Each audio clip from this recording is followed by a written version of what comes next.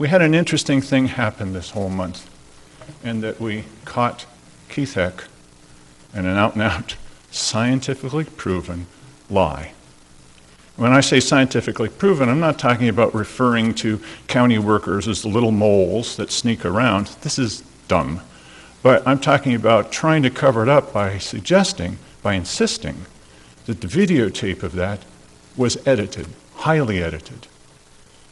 I guess what nobody here thought of, and I don't know why, is the county also records these meetings. So all I needed to do, and this happened earlier with Dave Toller a few years back, let him go for 3 weeks, insisting, oh, you've edited this. And on the third week, I stood up and I pointed out, the county has a recording of this. Let's compare them side by side. Never heard another word from that guy on that subject. So it proves, without a single doubt, that we were lied to.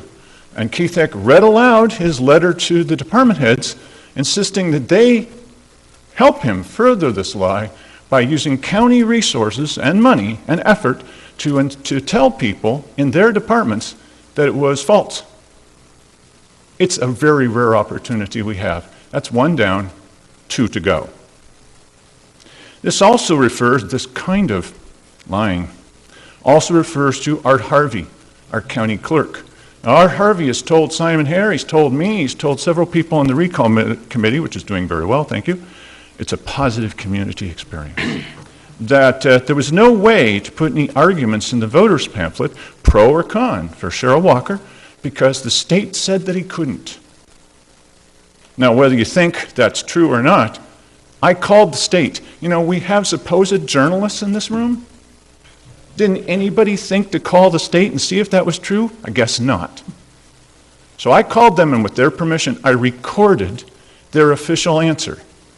Now, it could be that 3 different people at the Secretary of State's office are lying to you and to me. But I have their recording saying, no, we never told Art Harvey that. And I said, well, couldn't we put the money in now, and then if it ends up on the ballot, then you use the money, and if it doesn't, we get it back?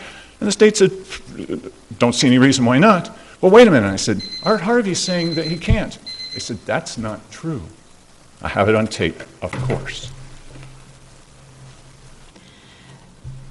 Yes, our clerk, Art Harvey. Good morning. Wow. I'd just like to read an email from Brenda Bays, the Deputy Director of Elections at Secretary of State Office, regarding recalls and voter pamphlets. Art, you have asked if an individual could submit a measure argument regarding a recall petition. ORS Chapter 249 provides for the process of a recall of a public officer. There is no statutory authority that provides that measure arguments may be submitted regarding a recall. The only statement that is provided for is the statement of justification. That's it. Would you explain the statement of justification? That is the statement that an officer who's an official who's the subject of a recall submits to be placed on the ballot. There's just no way to do it. It's not up to the clerk. So I just wanted to clarify that. There are some people who are frequently strangers of the truth, strangers to the truth, that like to talk about these things. It's just not the case. Okay, so if I were to play devil's advocate, providing statutory authority to do something, is there statutes precluding the argument? It says there's only there something are not, to provide but for. that's not the way that's not the way these statutes work. They tell you what you can do. Right. Okay. And you're saying the only person that could file to have a statement put in the voter's pamphlet is the object of a recall, not...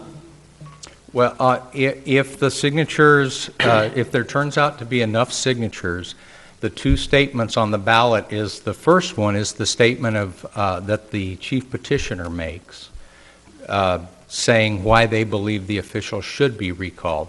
The second one is the statement of justification, which is submitted by the official. Okay. And other statements, regardless of pro or con, that those are precluded. They're just not provided for. And those two statements I just described actually appear on the ballot, not in a voter's pamphlet. They are actually on the ballot. So it's just a matter of working it out with Art. If he's, if they find a way to do it, then they'll do it. But if they've said no, we can't compel them to say yes, I guess is what I'm saying. Okay, let me be sure I got it straight. What you're saying, and you're with the Secretary of State's Office Elections Division, is that the final decision is up to Art Harvey, our county clerk? There's nothing in election law that would require them to include that. Well, okay, I hear you, but what I'm asking is, does it mean that this decision about taking in the $400 and the argument and holding it to see whether or not that ends up on the ballot, that's up to Art Harvey? Yeah. So then that follows that Art Harvey has decided he's not going to allow that. Yeah, then I think that's life. Now, wait a minute. He's telling us that he doesn't have any power over this, that you're telling him that he must do it this way. No, that's not what we told him. Really. No, this is up to you to talk to Art Harvey, and then he can arrange for this. Really, he's saying no, he can't. Well, yes, he can, according to also the voter's pamphlet expert at the Secretary of State's office. Somebody's not being truthful. Now, how can you guess who is not being truthful? Well, one way that I judge it, and what put him on my permanent blacklist, was when there was a gathering of elected officials a couple of years ago in the little back room, and they were talking during election time about why you shouldn't vote for certain candidates in the little back room. And I'm looking just down the hallway as a ballot drop box. What do the rules say? I can read English. And the rules are really specific about this. So Art Harvey's answer was to take a tape measure from that ballot drop box and go past the door that a number of us came in, which leads to the little back room, and go all the way down the hallway and turn around in a U-turn with the tape measure and then say, look, it's over 100 feet away. He turned around in a U-turn and then used that as the measurement. This is Art Harvey, our county clerk. When you read the rules carefully, and even not so carefully, it says you can't even do it in the same building. 100 feet? Thanks, Art Harvey.